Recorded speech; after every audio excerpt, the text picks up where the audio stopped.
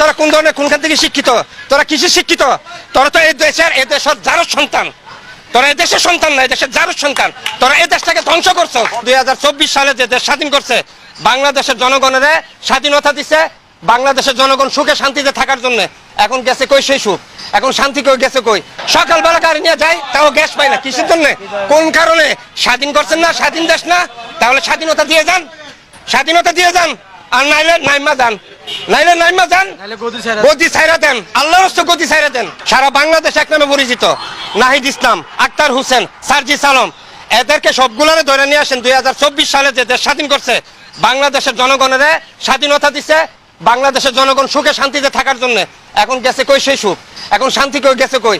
এই যে আজকের দিনকে দিন রাত্রি সিনজি ফার্মের মধ্যে এসে পয়সা থাকে, গ্যাস নেই। এখন কই তোর আইসা দিয়া যা, বড় বড় কথা বলছিলি না?